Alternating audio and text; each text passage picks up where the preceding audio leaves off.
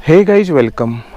उत्तराखंड के दूर दराज पर्वतों में बसे मेरे छोटे और खूबसूरत एक गांव से आज का पॉइंट हमारा जो डिस्कशन का है वो ये है कि सबसे बड़ा रुपया है या कुछ और भी ऐसा है दुनिया में जो रुपये से भी बड़ा है। अलग अलग तरह के फुटेज इस वीडियो में आपको देखने को नहीं मिल सकते हैं। सिर्फ मैं इस वीडियो के माध्यम से आपके साथ अपने कुछ विचार साझा करना चाहता हूँ। चलिए अभी आराम से अपने रूम में बैठते हैं और कुछ बातें आपके साथ शेयर करते हैं। मुद्दा वही है कि रुपया बड़ा या दुनिया में कुछ ऐसा भी है जो रुपये से भी और ऊंचा है और बड़ा है।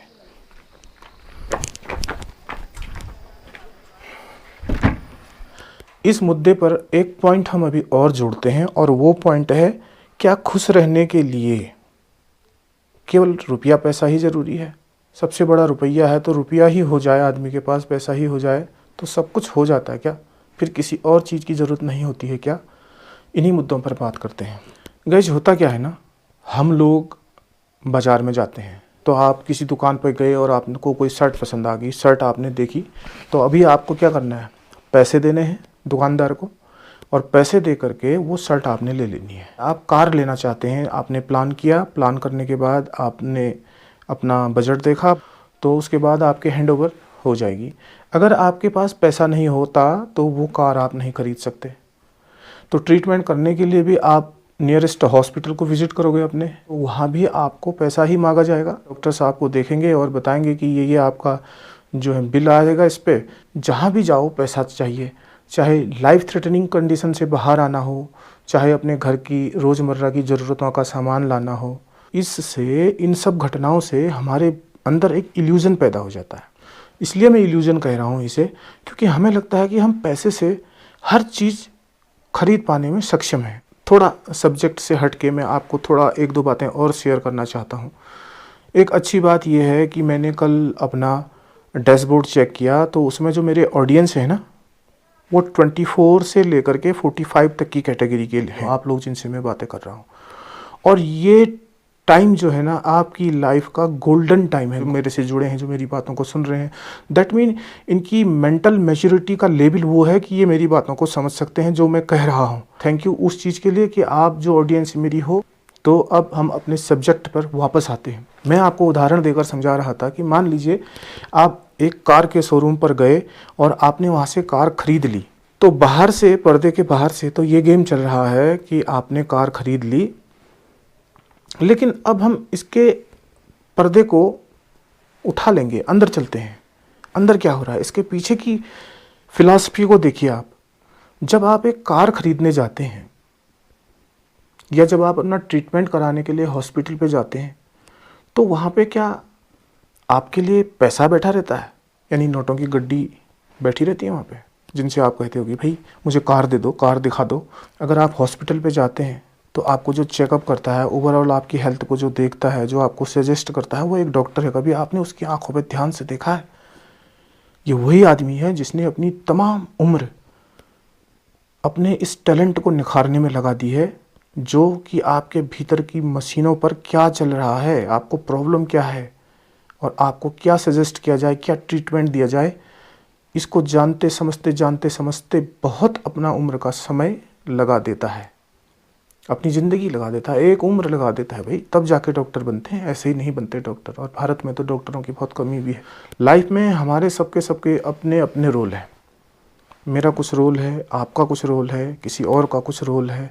उस व्यक्ति का जो शोरूम खोल के बैठा हुआ है, अपना शोरूम लगा करके, वो उसको वहाँ लाया होगा, उसने सजाया होगा, उसने रखा होगा, 3 महीने का उसने अपना स्टॉक वहाँ पर रखा होगा। उसके पीछे भी बहुत पूरी कार्यवाही होती है जो आपको पता होगी। इतना कुछ परिश्रम करने के बाद एक आदमी आपके लिए वहाँ पे बैठा है। कार आपने खरीदी, उसके भीतर उस व्यक्ति की वजह से खरीदी जो आपके लिए, आपके पैसे को एक्सेप्ट करने के लिए वहाँ पे बैठा था शोरूम पे। और शोरूम पे कार कैसे आई, एक बार और स्टेप अंदर लेते हैं, अंदर का पर्दा उघाड़ते हैं। अब उस अंदर के पर्दे के पीछे हम देखेंगे तो वो लोग हैं जिनका एक टेक्निकल टैलेंट है, उनकी इंजीनियरिंग है। एक बहुत बड़े इंजीनियर्स का ग्रुप है जो कार मैन्युफैक्चर करता है। वो हर चीज़ को टेस्ट करते हैं, वो हर चीज़ को बनाते हैं, हर चीज़ को बार बार टेस्ट करते हैं, उनमें कोई फ्लॉ तो नहीं है, कोई इस तरह की कमी तो नहीं है। तो वो इंजन बनाने के पीछे बहुत लोगों का कौशल, इंजन ऐसे ही नहीं बन जाता है। तो अब क्या हो रहा है, पर्दे के पीछे का गेम ये है कि आप एक व्यक्ति हैं, आप कुछ सामान लेना चाहते हैं, कुछ सामान लेने के लिए आप दूसरे व्यक्ति के पास गए और उस व्यक्ति ने किसी और व्यक्ति के द्वारा बनाई गई वस्तु को आपको दिया और उसके एवज में जो वैल्यू थी वो वैल्यू पैसे के रूप में आपने उसे दे दी। एक बात मैं आपको और शेयर कर देना चाहता हूँ, ये सब जो मैं आपको बोल रहा हूँ ये सब बड़ी गुरुओं की कृपा है मुझ पर।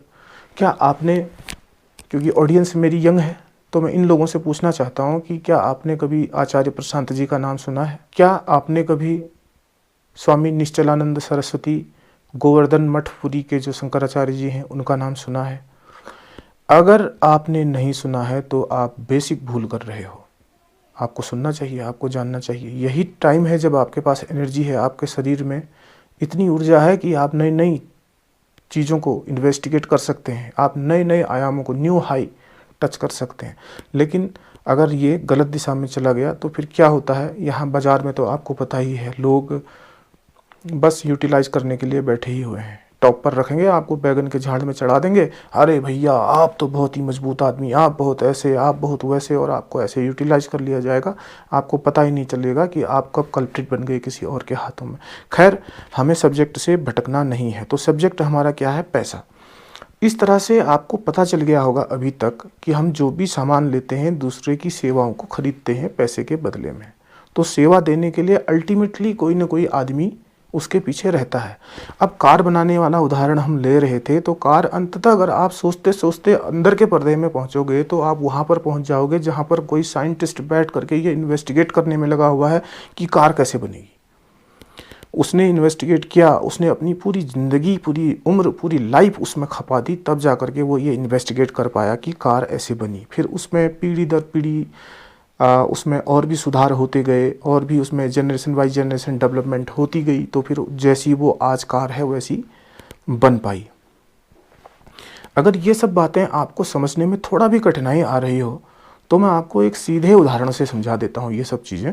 और वो उदाहरण ऐसा है कि मान लीजिए आपके पास 10 करोड़ रुपये है और ये 10 करोड़ रुपये का बैग रख करके आप अपने सिर पर मार्स पर पहुँच जाइए या चाँद पर पहुँच जाइए। अब आप बताइए कि आप इन रुपयों पैसों का वहाँ पर क्या करने वाले हैं? क्या आप कोई स्ट्रीट फूड का आनंद लेने वाले हैं, या किसी 5 स्टार होटल पे जाके रुकने वाले हैं, या कोई नई कार लेने वाले हैं, या स्कीइंग करने वाले हैं, या स्काई डाइविंग करने वाले हैं? क्या करने वाले हैं आप वहाँ? तो आप तो और हम तो ऐसे लोग हैं जो अपने हाथ से अपना घर भी नहीं बना पाते। हम अपना घर बनाने के लिए भी दूसरे लोगों की सेवा लेते हैं और उनकी सेवा के बदले में हम उन्हें रुपया देते हैं। ये रुपया क्या है? फिर अब यही बात आई, जब पुराना ज़माना था तो वस्तु विनिमय होता था, एक चीज़ के बदले दूसरी चीज़ दी जाती थी। अब इस पर भी मैं बहस अगर करूँगा तो फिर हम अपने मेन मुद्दे से भटक जाएंगे, क्योंकि ये पैसा भी एक दूसरे की सेवा लेने के लिए, दूसरे के कौशल पर आधिपत्य जमाने के लिए एक तरह की साजिश है। कैसे? मैं आपको समझाता हूँ। मान लीजिए ये हमारा गांव है, इसमें हम 500 लोग रहते हैं और 500 लोगों में सब कुछ बढ़िया चल रहा है। बाहर की दुनिया से पूरी तरह मान लीजिए कि कटे हुए हैं ये लोग। इनका खाना यहाँ पर ये स्वयं उगा लेते हैं, कपास उगा लेते हैं, हथकरघा यूज करते हैं, उसके बाद कपड़े बना लेते हैं, कपड़े पहन लेते हैं, खाना उगा लेते हैं, पानी नेचुरली मिलाई हुआ है। जो भी प्रकृति से हमें जो जीवनदायी चीज़ें हैं ना, मुफ्त में मिली हुई हैं, बिना बिल्कुल किसी पैसे के मिली हुई हैं। तो उनका जीवन चल रहा है भाई, कुछ कोई श्रम कर रहा है। संपत्ति क्या है? संपत्ति अगर हम देखेंगे तो संपत्ति कोई वस्तु होती है। लोहे, अगर आपके पास लोहा भी है, लोहे का भी अगर भंडार आपके पास है, लोहा है बहुत सारा आपके पास, वो भी संपत्ति है। आपके पास अनाज के बैग भरे हुए हैं, वो भी संपत्ति है। आपके पास फल फूल के पौधे हैं, पेड़ लगे हुए हैं, उनमें फल लगे हुए हैं, वो भी एक संपत्ति है। आपके पास सोना है, आपके पास चांदी है, आपके पास इवन एल्यूमिनियम है, कुछ भी है आपके पास, वो संपत्ति है। लेकिन ये कागज़ के नोट और ये संपत्ति कैसे? ये एक कॉन्स्पिरेसी है। मैं इसलिए आपसे कह रहा हूँ, थोड़ा सा मैं इसे आपको समझाना चाहता हूँ, गांव के माध्यम से, उस उदाहरण के माध्यम से कि 500 लोगों के बीच में सब ठीक ठाक चल रहा है। 500 लोगों का काम ही यही है, बाहर की दुनिया से इनको कोई मतलब नहीं है। ये अपना जी रहे हैं, रह रहे हैं, खाने के लिए अपना सब कुछ, अपना सामान, अपना अनाज अपने खेतों में उगा ले रहे हैं और अपना कपड़ा खुद बुन ले रहे हैं, अपने मकान स्वयं बना ले रहे हैं और इनके श्रम बटे हुए हैं। कोई खेती कर रहा है, खेती में कोई धान उगा ले रहा है, तो कोई मिलेट्स उगा ले रहा है, कोई फल उगा ले रहा है, कोई सब्जी उगा ले रहा है। इस तरह से इनके काम बटे हुए हैं और सबका काम सही चल रहा है। जिसके पास अनाज ज़्यादा है वो अपना अनाज कुछ दूसरे को दे रहा है, वो उससे फल ले रहा है, कुछ सब्जी ले रहा है। इस तरह से प्राचीन काल में यही होता आया था। फिर एक बंदा आता है जो सोचता है कि मेरे पास तो ऐसा कोई टैलेंट ही नहीं है, मैं ऐसा कुछ कर ही नहीं सकता हूँ, क्यों ना मैं एक ऐसी चीज़ ईजाद कर दूँ जिसके बदले में हम इन सब लोगों का कौशल खरीद सकूँ, इन सब लोगों का टैलेंट मैं खरीद सकूँ। तो इस टैलेंट को खरीदने के लिए वो पैसे का इजाद करता है। वो कहता है कि इसकी वैल्यू इतनी हो गई, 100 रुपये बराबर इतने ग्राम सोना, इतने ग्राम सोने बराबर इतना रुपया। तो इस तरह से इसकी वैल्यू तय होती है। ये भी हमारा सब्जेक्ट अभी बहस का नहीं है, तो इस बात को भी आप अभी किनारे रख दीजिए। लेकिन मैं आपको सिर्फ इतना बता दूं कि पैसा साजिशन तैयार किया गया एक टूल है, बाकी और कुछ नहीं है। चाँद पर आप जाते हैं तो आपको इस पैसे का क्या करना है कुछ भी समझ में नहीं आता है। तो अब दूसरा पॉइंट ये है कि हम खुश कब होते हैं। खुश हम तब होते हैं जब हमारी कोई इच्छाएं पूरी हो जाती हैं। जो हम चाहते हैं वो हमें मिल जाता है तो हम खुश हो जाते हैं, और वो हमें मिला रहता है, बना रहता है तो हम खुश रहते हैं। लेकिन ये भी पहला स्टेप है। अभी इसके पीछे भी मैंने आपको नाम लिया, जैसे जगत गुरु शंकराचार्य भगवान का अपना कुछ नहीं है। इधर जो भी है गुरुओं से मिला हुआ है। बचपन में आध्यात्मिक प्रवृत्ति का हूँ मैं, तो बचपन से मुझे इन चीज़ों में रुचि, मुझे सबसे अलग हट के सोचने में मज़ा आता है और मुझे इन चीज़ों में बचपन से रुचि है। लेकिन रुचि है तो इसको निखारने का काम इन्हीं गुरुओं की वाणी ने किया है। जो भी आज मैंने सीखा है मैं इन्हीं की बदौलत सीखा हूँ और इन्हीं की बदौलत आपसे कह पा रहा हूँ। तो एक कृतज्ञता गुरुओं के प्रति भी। तो विषय से नहीं भटकना है, मूल विषय पर वापस आते हैं। हम खुश कब होते हैं? हम खुश तब होते हैं जब हमारी सभी इच्छाएं पूरी होती हैं। अब इच्छाओं का पूरा होना, ऐसे मानिए आप कि आप कार लेना चाहते थे, आप मकान बनाना चाहते थे, तो आपके मकान बन गया, आप खुश हो गए। आप कार लेना चाहते थे, आपने कार ले ली, आपकी इच्छा पूरी हुई, आप खुश हो गए। हालांकि इसमें भी पर्दे के पीछे कुछ और गेम चलता है। तृष्णया भववाहिन्या योग्या कामया पूरया, वो पूरा दूसरा गेम है। सुखमस्यात् मनोरूपम, मतलब हमारा आत्मा का जो स्वरूप है, मन का जो स्वरूप है, वो सुखमय ही है। ये कामनाएं, ये इच्छाएं ही उसमें दुख पैदा करने का काम करती हैं। वो फिर हम अपने विषय से भटक जाएंगे। तो अभी के लिए सिर्फ इतना समझ लीजिए कि हम खुश तब होते हैं जब हमारी इच्छाएं पूरी हो जाती हैं, और हमारी इच्छाओं को पूरा करने का काम पैसा करता है। लेकिन पैसा भी काम तभी करता है जब पैसे को वैल्यू देने के लिए लोग बैठे रहते हैं। तरह तरह के लोग, बढ़ई बैठा है वो आपको लकड़ी का सामान बना के देता है, मोची बैठा है वो आपको जूते बना के देता है, टेक्सटाइल वाले बैठे हुए हैं वो आपको कपड़े बना के देते हैं। अगर वो नहीं होंगे, वो लोग नहीं होंगे, तो फिर आप इसे खरीदेंगे कहाँ से? पैसे की वैल्यू, पैसे की यूज क्या रहेगा? वैल्यू पैसे को कौन दे रहा है? पैसे को वैल्यू दे रहा है आदमी ही। तो जो ये आदमी है ना आपके चारों तरफ घिरे हुए, ये बहुत महत्वपूर्ण हो जाते हैं। क्यों? क्योंकि पैसे की जो वैल्यू है, पैसा इसलिए है क्योंकि उसके पीछे कोई व्यक्ति है, किसी व्यक्ति का कौशल है, किसी व्यक्ति का टैलेंट है। खुश भी आप तभी रहेंगे जब सब लोग आपके साथ खुश होंगे। अगर सुबह से शाम तक आपको सब दुखी ही दुखी दिखाई दे तो आप अपने आप ही दुखी हो जाएंगे। आप इसको कल्पना में लेके देखिए कि अगर आप सुबह घर से निकलते हैं तो आपको रोता हुआ आदमी दिखाई दे, पड़ोस में भी रोता हुआ आदमी दिखाई दे, फिर आप बाहर जा रहे हैं, किसी से बातें कर रहे हैं, वो भी रोता हुआ दिखाई दे, रोड पे जा रहे हैं, मरी हुई बिल्ली दिख गई, आपका मूड ऑफ हो गया, आपको मरी हुई गाय दिख गई, एक्सीडेंट हुए कोई लोग दिख गए, दिन भर आपको सब निगेटिव चीज़ें ही दिखती रहें, दुखी दुखी लोग ही दिखते रहें, तो फिर क्या जीवन हो जाएगा? क्या उस जीवन की गुणवत्ता हो जाएगी? इसलिए कहा ना कि भद्रम करणे विशृणुयाम देवा भद्रम पश्येम। देखना भी अच्छा चाहता हूँ, सुनना भी अच्छा चाहता हूँ, और ये तभी संभव है जब मेरे आसपास के लोग भी सुखी हैं, वो भी अच्छा देख रहे हैं, वो भी अच्छा सुन रहे हैं। आपके पास, मेरे पास जो लोग हैं, इन्हें संजो के चलने की ज़रूरत है, इनके साथ मिल के चलने की ज़रूरत है, और कौशल दिखाने की ज़रूरत है मज़दूर की सेवाएं लेनी है तो मज़दूर से सेवाएं लेनी पड़ेंगी, लेकिन इसका मतलब ये नहीं है कि आप मज़दूर से कहने बैठ जाओगे भैया तुम्हारी सेवाएं ले रहे हैं, तुम ही हो जो हो, काम तो तुम ही कर रहे हो, तुम ही बना रहे हो। उसकी बुद्धि का स्तर हो सकता है कि आपकी बातों को समझने का न हो और वो बातें न समझ सके, तो वो तो आपको यही समझेगा ये ऐसा घोंचू आदमी है भैया, तो काम ही नहीं करने का फिर आपका, और आपके आधे काम को छोड़ करके, आपके मकान के आधे काम को छोड़ करके फरार हो जाएगा। फिर आप मुझको भी गाली करोगे कि ऐसा ऐसा बकता था और यहाँ ये मज़दूरों के ऐसे नखरे हो रहे हैं। कहने की किसी से कोई आवश्यकता नहीं है, आप बस अंदर जानते रहिए कि ये सच्चाई है इस जीवन की, आप जानते रहिए बस अंदर में। और ऐसे ऐसे ये नाटक चल रहा है सब,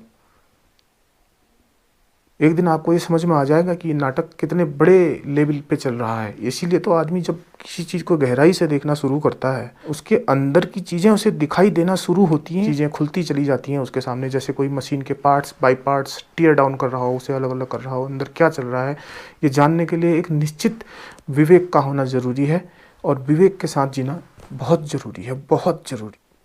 हाँ, एक चीज़ और शेयर करना चाहता हूँ मैं इसमें आपको, कि जैसे घर अगर आपका ना बन रहा हो, मज़दूर आपके भाग जा रहे हो बार बार, तो घर के स्थान के मामले में ऐसा देखा जाता है, भूमि के भी देवता होते हैं, उन्हें क्षेत्रपाल कहा जाता है। तो किसी व्यक्ति से मिल करके आप इसको आजमाइएगा, किसी ब्राह्मण से मिलके उससे बोलिए कि स्थानीय जो देवता होते हैं, जो क्षेत्रपाल होते हैं, उनकी पूजा करवा दीजिए एक बार, तो देखिए फिर आपका काम कैसे प्रोग्रेस में होता है। तो ये चीज़ें अलग हैं, ये अलग लेवल की चीज़ें हैं, उनके बारे में फिर कभी बातें करेंगे। अब आप कहोगे कि तंत्र मंत्र पूजा पाठ से अगर होने वाला होता तो भारत अभी इतना आगे क्यों नहीं है जितने कि और देश हैं। तो मैं ये कहता हूँ कि ये अंग्रेज़ों की भाषा बोलना बंद कीजिए। भारत अमीर था, सोने की चिड़िया कहा जाता था, लूट के ले गए हैं यहाँ से, सारा यूरोप हमारे पैसों से जगमगा रहा है। अगर आपको यकीन नहीं होता तो हिस्ट्री उठा के देखिए, बंदरगाह से हज़ारों टन के विमान भर भर के, वो आपके पानी के जहाज भर भर के ले जाते रहे यहाँ से सोने को लूट करके लोग। और आज हम ही को कहते हैं कि तुम्हारे पास क्या था, तुम तो अगर इतने ही तुम महालक्ष्मी की पूजा कर करके अगर अमीर हो जाते तो तुमको लक्ष्मी के लिए बाहर क्यों देखना पड़ता, तुम तो लुटेरे हो तुम। और कुछ लोग यहाँ भी उनकी जो है ये कॉन्स्पिरेसी में फंस के, उनकी साजिश में फंस के अब यही कहने लग जाते हैं कि भैया इससे क्या होता है, ये पूजा पाठ से होने वाला होता तो होते, उससे आगे होते, इससे आगे होते, उन देशों से आगे होते। आगे तो हम थे, लूट के ले गए, क्योंकि हमने हमारे पास जो था उसे संभालना नहीं आया। मज़दूर आपको अपनी सेवाएं दे रहा है, अगर मज़दूर नहीं होगा तो आपका मकान नहीं बन सकता है। ताजमहल भी नहीं बन सकता था अगर मज़दूर नहीं होते, भले ही आप उन्हें कितना ही भी पैसा देते। एक हार्श कंडीशन की आप कल्पना कीजिए, जहाँ पर कि आप बिल्कुल अकेले हैं, मार्स पर हैं, तो वहाँ पे आप कैसे ताज बनाएंगे, कैसे अपना मकान बनाएंगे? बना ही नहीं सकते बिना दूसरे के सहयोग के। ये आपके इर्द गिर्द जो लोग हैं ना, उन लोगों की वजह से आपका जीवन है। आपके माता पिता हैं, आपके भाई बहन हैं, आपके मित्र रिश्तेदार दोस्त हैं। हो सकता है कुछ दूसरे मिजाज के होते हों, कुछ अलग मिजाज के होते हैं, क्योंकि यहाँ तो नेचर में विविधता ही सब कुछ है। तो हो सकता है ऐसा कि अलग अलग मिजाज के हों, लेकिन हैं, उनके होने की वजह से आप हो और उनके होने में आपकी खुशी है। तो कंक्लूड क्या करेंगे हम इन सब बातों से? कंक्लूड हम ये करेंगे कि सब चीज़ें ज़रूरी हैं भाई। हो सकता है कि ये आपका लॉजिकल कंसिक्वेंस हो कि अगर मेरे पास पैसा होगा तो मैं सबसे ज़्यादा प्रसन्न आदमी होऊंगा, लेकिन ऐसा कतई ज़रूरी नहीं है। कभी कभी पैसा होने के बाद ज़्यादा मुसीबतें भी हो जाती हैं। तो जोर आपका, आप लोगों का, 24 से 45 साल के जो यूथ मुझे सुन रहे हैं, इन लोगों का जोर होना चाहिए आपस में आपके संबंधों को कैसे आप और अच्छा करें। पैसा कमाना तो आपका कौशल है, वो भी है, ठीक है, अपनी जगह वो भी है, लेकिन केवल पैसा ही सबसे ज़्यादा बड़ा नहीं है। आदमी सबसे ज़्यादा बड़ा था, आदमी आज भी सबसे ज़्यादा बड़ा है, और आदमी कल भी सबसे ज़्यादा बड़ा रहेगा जब तक ये दुनिया रहेगी। संसाधन बदलते जाएंगे, उनके बीच में भी आदमी आपसी सहयोग से, आपसी संबंधों से आगे बढ़ेगा, और जीवन तभी सुखमय और आसान होता रहेगा। क्योंकि दिन ऐसे भी गुजरे हैं जब इस पैसे का इजाद नहीं हुआ था, तब भी आदमी जिया और बहुत प्रसन्नता से जिया। आज इस मोड़ पर खड़ा है जहाँ पर हमें ऐसे इल्यूजन सुनने को मिलते हैं कि होल थिंग इज़ दैट, कि भैया सबसे बड़ा रुपया। नेवर, कभी नहीं हो सकता है। आदमी के संबंध बहुत बड़ी चीज़ें हैं। पैसा कमाएंगे, आपकी प्रायोरिटी पैसा कमाना नहीं होनी चाहिए। आपकी प्रायोरिटी आपके तत्कालिक परिस्थितियों को समायोजन में लेके पैसा कमाना होना चाहिए। पैसा भी उतना ही ज़रूरी है जितना कोई और चीज़ ज़रूरी है। किसी भी चीज़ को आप नकार भी नहीं सकते। तो चलिए आज के लिए फ़िलहाल इतना ही, क्योंकि ये जो बहुत लंबा सेशन हो चुका है। इस तरह का प्रयोग मैंने पहले कभी नहीं किया। मुझे नहीं मालूम कि इतना लंबा वीडियो कोई आप में से देखेगा भी या नहीं देखेगा। शेयर ज़रूर कर देना, लाइक कर देना, कमेंट कर देना। धन्यवाद। Take care. Bye bye.